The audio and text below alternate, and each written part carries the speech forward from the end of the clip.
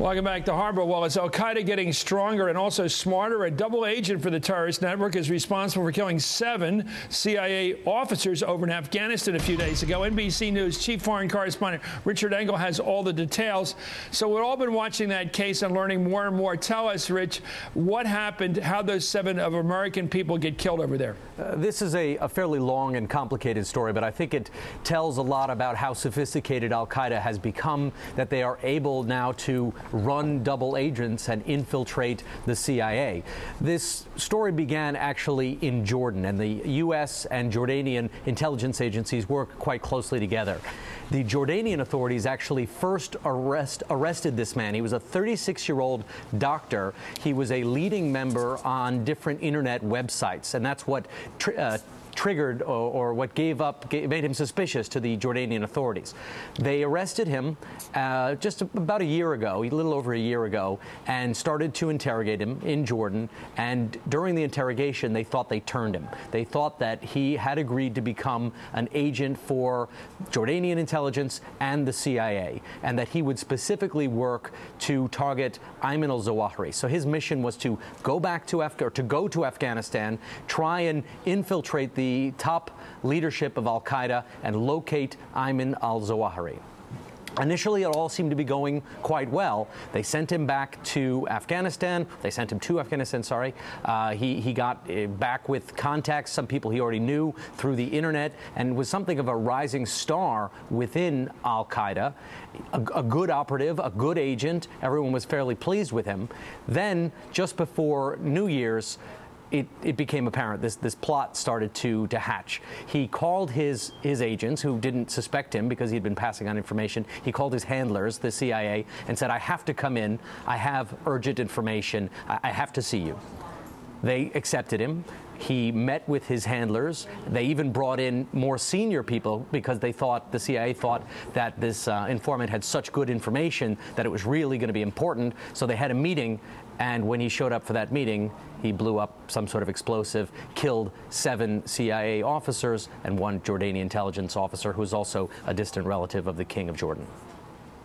So what kind of a setting was this? They were meeting him. Was it out in the rural area of Afghanistan, the 7 officers, the CIA Americans meeting with him? It's a little outpost in eastern Afghanistan that serves as a good area because people can move across the border from Afghanistan into Pakistan. So if you want to meet with agents, do some listening, do some controlling, that this is a good place to do it. I haven't been to this outpost, but there are many of these fairly small, quite rugged outposts in eastern Afghanistan.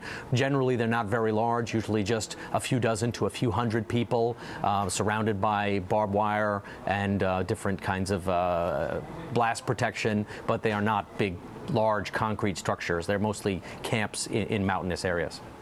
Well, as a tribute, I must ask you, as an expert, what are our CIA people like over there? They must be very courageous people to be out there in that strange land looking out for us in such a distant posting. This particular group was considered one of the best that the CIA had. Some of these agents had been tracking Al-Qaeda, this is according to an expert I spoke today, before most Americans had even heard of Al-Qaeda. So that's why it is such a devastating blow. Not only are they American citizens, mothers and fathers, but they were also real assets to national security. They had the contacts, they had the skill, they had the background, and their loss will certainly be felt by the agency. Wow, and evil ain't stupid. The other side is getting smarter, as you put it. Anyway, thank you, Richard Engel. The New York Times reports that Yemeni forces killed 2 suspected al-Qaeda militants today and wounded others in a firefight north of the capital. The battle comes just 2 days after General Petraeus met with the Yemeni president. The United States and British embassies in Yemen remain closed for the 2nd day, and the French, German, and Japanese embassies also shut down out of fear of a terrorist attack.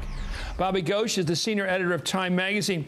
Bobby, it's hard to read from here what we make of that Yemeni government over there. What is it? Are they on our side, on the other side, trying to be on our side? Are they like Pakistan that way, but they don't really have their heart in it? How'd you describe it? I would describe the president, Abdullah Saleh, as a combination of Pervez Musharraf Musharraf and Hamid Karzai. He's a man who rules with an iron fist.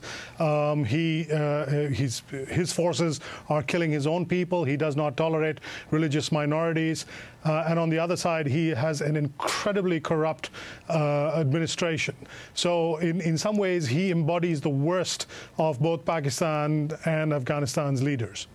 What do you make of our sending back people over there for rehabilitation? I mean, one of the handlers of the attacker on Christmas Day was apparently sent back with the theory that he had been rehabilitated through art training.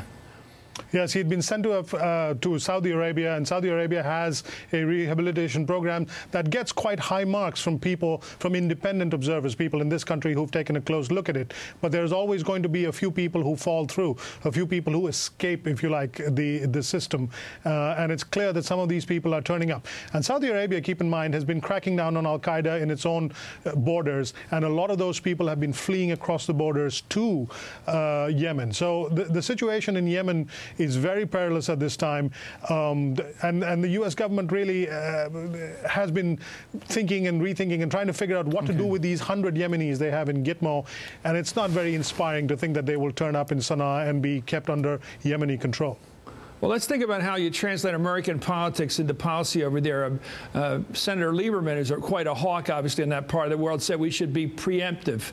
We should act preventively. What would that mean over there? How would you prevent more trouble from coming from Yemen? Well, in some ways, the U.S. is already doing that. The U.S. has a long history. The CIA has a long history of taking out al-Qaeda suspects in Yemen. A few years ago, they killed, or they helped the Yemenis kill who they thought was the #1 guy. They rolled up the #2 guy, and they thought that the problem had been dealt with, and they thought the Yemenis would mop up the rest. Clearly, that has not happened. The Yemenis in recent months have increased a lot of military action against al-Qaeda to a great degree because of pressure from Washington. It's hard to know what can be done beyond that. Keep in mind, there are 2 or 3 different civil wars being fought within Yemen that don't have much to do with al-Qaeda at the moment. So for the U.S. to get involved as a 4th or 5th party in a very complex mix of wars doesn't sound like the best idea, especially given what we've seen in Afghanistan and in Iraq. Just to clear this up, going in there and trying to knock them off has nothing to do with encouraging them to attack us by air. They would have gone ahead with this attack on Christmas Day whether we were Mother Teresa or we were Dick Cheney. Yeah, and just a few days before Christmas Day. Is that right? Is that right? It's just their decision. They're coming at us. They're on their own. They know what they're doing. It's got nothing to do with our latest attack back at them.